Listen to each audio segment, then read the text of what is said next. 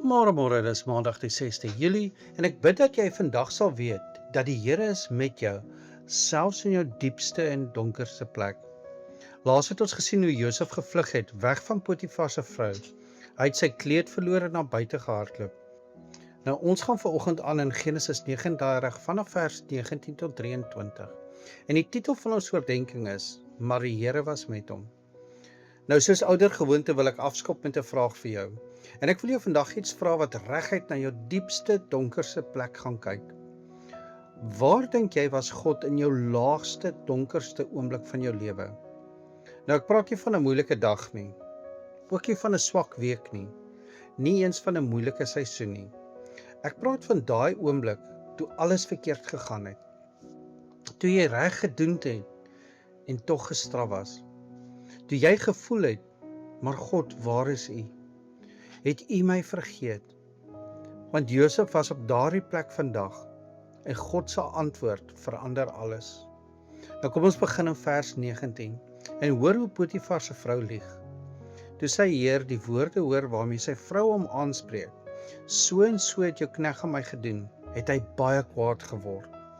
En dan in vers 20, die heer van Josef het hom laat vang en hom in die gevangenis gesit, op die plek waar die gevangenis van die koning opgesluit was. Josef, onskuldig in die tronk. En hier is iets wat meeste mense miskyk.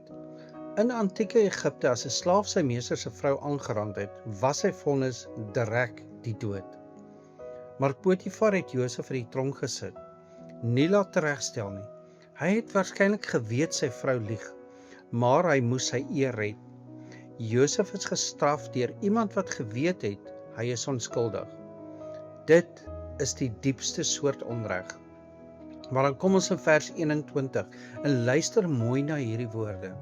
Maar die Here was met Josef en hy het goedertierenheid aan hom bewys en hom guns verleen in die oë van die owerste van die gevangenis. Een woord, maar. Die tronk gebeur, maar God is daar. Die onreg gebeur, maar God verlaat hom nie. Die valse beskuldigings gebeur, maar die Here was met Josef. Die maar is nie ontsnapping uit die probleem nie. Dit is God se teenwoordigheid in die probleem. In vers 21 gebruik 'n woord wat ek regtig wil uitlig vanoggend, goedertierenheid. Nou in die oorspronklike Hebreëus is die woord hesed.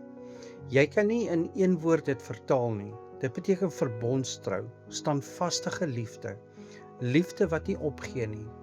Hesed is nie God wat net met Josef simpatiseer nie. Dis God wat sy diepste, ewige beloofde liefde oor Josef uitgooi in die tronk, op die laagste plek. Maar God se hesed is nie laag nie. Dit is dieselfde as altyd.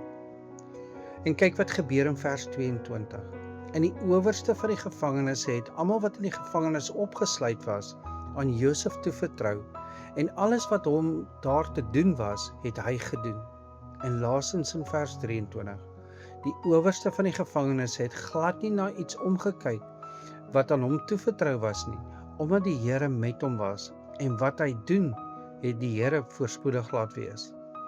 Presies dieselfde patroon as in Potifar se huis. Die owerste vertrou vir Josef en alles loop klop tusselboom. En wie sorg vir alles? Dis die Here. God herstel die patroon in 'n tronk. Josef is nie gebreek nie, hy's geposisioneer. Maar hier is die wonder van die verhaal. Josef het onskuldig in die tronk beland. Jesus het doelbewus in ons tronk ingegaan. Josef is onskuldig in die gevangenis gegooi, maar Jesus is onskuldig aan die kruis gesit. Maar die Here was met Josef, selfs in die tronk. En hoor hoe mooi is hierdie woorde. U sal my siel nie in die doderyk laat nie. God was self met Jesus in die graf. Josef het die tronk verlaat en na Farao se regterhand gegaan. Jesus het die graf verlaat en na God se regterhand gegaan. Die tronk was nie die einde vir Josef nie, en die graf was nie die einde vir Jesus nie. En jou tronk is ook nie jou einde nie. God gebruik 'n gebroke verhaal om 'n perfekte plan uit te voer. En hy gebruik jou ook, al sit jy vandag nog in jou eie tronk. Kom ons bid saam. Here onse God, U is die God wie se goedertierenheid, wie se standvaste liefde nooit verminder nie, selfs nie in ons eie tronke nie, Here. Ons bid vandag vir elkeen wat reg gedoen het, maar tog in hulle diepste donkerste plek beland het. Vader, laat hulle vandag weet, maar die Here is met hulle.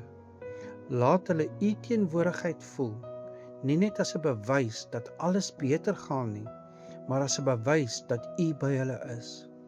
Net soos wat U met Josef in die tronk was, is U by hulle. En dit is nie die einde van hulle verhaal nie.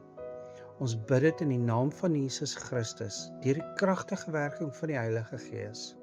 Amen. En onthou vandag, jy is dalk die Bybel wat iemand vandag moet ontmoet. Wat ook al gebeur het, wat ook al van jou geneem is, wat ook al gesê is oor jou, onthou, maar die Here was met Josef in die tronk op sy laagste punt. En onthou, maar die Here is ook met jou. God sien jou en God is by jou.